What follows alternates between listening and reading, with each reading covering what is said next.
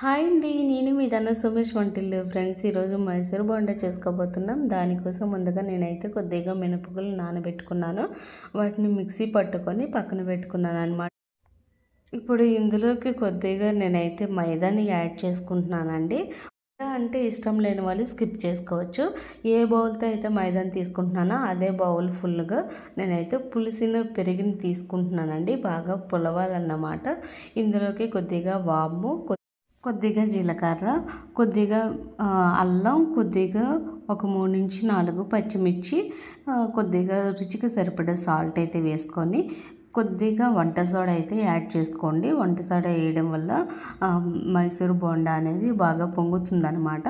వీటన్నిటిని బాగా మిక్స్ చేసుకొని పక్కన పెట్టుకోవాలి. ఇప్పుడు మనం స్టవ్ ఆన్ చేసుకొని కళాయి పెట్టుకోవాలండి.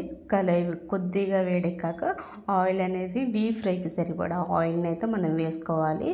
ఆయిల్ అనేది చాలా వేడెక్కాలండి. వేడెక్కాక మంటని మీడియం ఫ్లేమ్లో పెట్టుకోండి. మంటని మీడియం ఫ్లేమ్లో పెట్టుకోవడం వల్ల బోండాలు అనేవి మనకి క్రిస్పీగా అవుతాయి అన్నమాట.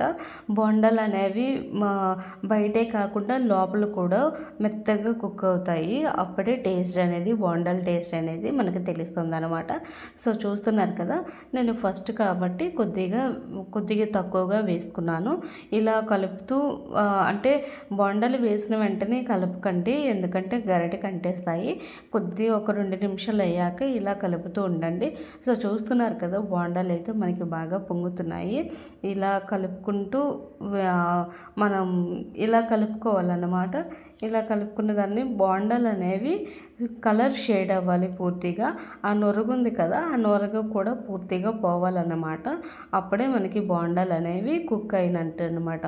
సో చూస్తున్నారు కదా, మనకి ఫస్ట్ బోండాలు అయితే రెడీ అయిపోయి. మైసూర్ బోండాలు చిన్నపిల్లలు కదండి, ఏదైనా అడుగుతూ ఉంటారు. మనం పెట్టాలని ఇంట్రెస్ట్ ఉండాలి, కానీ వాళ్ళు తినడానికైతే ప్రతిదీ అడుగుతారు. సో ఈరోజు మా చింటూ వచ్చేసి బోండాలు అడిగాడని చెప్పేసి నేనైతే ప్రిపేర్ చేసుకుంటున్నాను. తర్వాత నాకు టైం టేబుల్ ఇచ్చాడు అన్నమాట. ఈరోజు మార్నింగ్ బోండాలు, ఈవినింగ్ ఏమో నాకైతే సమోసాలు చేయమని ఆర్డర్ ఇచ్చాడు. తప్పుతుందా అని చెప్పేసి సరే అని అయితే నేనైతే చెప్పాను. పక్కన చట్నీ కూడా ప్రిపేర్ చేసుకుంటున్నానండి. చట్నీ అయితే మీకు చూపించడం లేదు. చట్నీ కూడా అయితే నేనైతే ప్రిపేర్ చేసుకుంటున్నాను. నేనైతే ఇందులోకి పలుకుల చట్నీ పిల్లాడు ఇష్టంగా తింటాడని చెప్పేసి పలుకుల చట్నీ అయితే నేనైతే ప్రిపేర్ చేసుకుంటున్నాను. సో రెండోసారి కూడా బోండాలను అయితే వేసేసుకోవాలి. ఇలా బోండాలు ఒకదానికొకటి తగలకూడదండి. ఒకదానికొకటి తగిలితే ఏమవుతాయంటే రెండు అంటుకొని వచ్చేస్తాయి అన్నమాట. సో నేనైతే వేరువేరుగా వేసుకుంటున్నాను. బోండాలు ఎప్పుడైనా సరే బోండాలు ఇలా తయారు చేసుకోండి. చిన్నగా కూడా వేసేసుకోవచ్చు. నేనైతే చిన్నగా కాదు, చింటూ తినాలని చెప్పేసి కొద్దిగా పెద్దగా నేనైతే వేసుకుంటున్నాను. సో చూస్తున్నారు కదా, అసలు మీరు నా ఛానల్ని సబ్స్క్రైబ్ చేయట్లేదండి. చాలామంది యూట్యూబ్ ద్వారా చాలా సక్సెస్ అయ్యారు. నేను కూడా ఇందులో భాగమే అని చెప్పేసి నన్ను కూడా సక్సెస్ చేస్తారని నేనైతే అనుకుంటున్నాను. ప్లీజ్ మా వీడియోస్ని లైక్ చేయండి, షేర్ చేయండి, కామెంట్ చేయండి, సబ్స్క్రైబ్ చేయండి. ప్లీజ్ ఎంత రిక్వెస్ట్ చేస్తున్నాను. మీకు ఇంత కూడా మనసు రావట్లేదా? ఏముందండి, ఒక్క సబ్స్క్రైబే కదా. ఒక్క సబ్స్క్రైబ్ చేయడం వల్ల మీకు పోయేదేముందండి? ఎందుకు ఇంతలాగా ఆలోచిస్తున్నారు? మా వంటలు మీకు ఇంకా మంచి వంటలు అయితే ప్రిపేర్ చేస్తాను. ఇంకా మంచి ఐటమ్స్తో మీకైతే నేను ఇంకా మిమ్మల్ని అందరినీ ఆనందింపచేస్తాను. ట్రస్ట్ మీ, నన్ను అయితే నమ్మండి, ఖచ్చితంగా నమ్మండి. ధన సోమేష్ వంటిల్లు అయితే మాత్రం ఖచ్చితంగా మీరు నమ్మాలి. సో ఫైనల్లీ మనకి బోండాలు అయితే రెడీ అయిపోయి. ఇప్పుడు నేనైతే చట్నీకి పోపు పెట్టుకుంటున్నాను.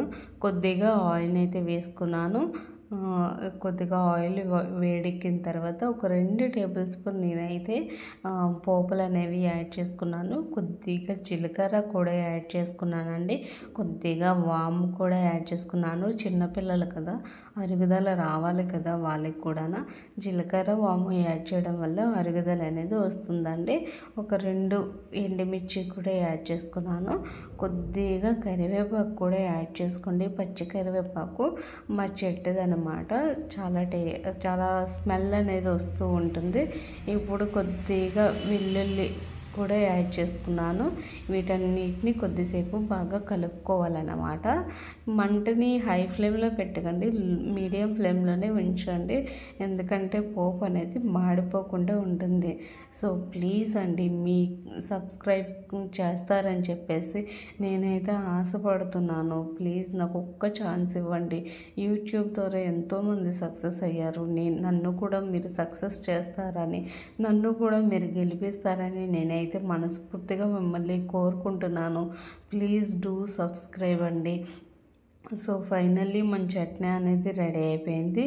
కొద్దిగా నేనైతే సాల్ట్ అనేది యాడ్ చేసుకున్నాను. సాల్ట్ అయితే లేదని చెప్పేసి, చిన్నపిల్లలు అని చెప్పేసి నేనైతే కారం కూడా ఎక్కువగా వేయలేదండి. కొద్దిగా కారం వేసుకున్నాను. అదే పచ్చిమిర్చినే యాడ్ చేసుకుని ఉంచుకున్నాను. సో మా వీడియోస్ మీకు నచ్చినట్లయితే లైక్ చేయండి, షేర్ చేయండి, సబ్స్క్రైబ్ చేయండి. కామెంట్ మాత్రం ఖచ్చితంగా చేయండి.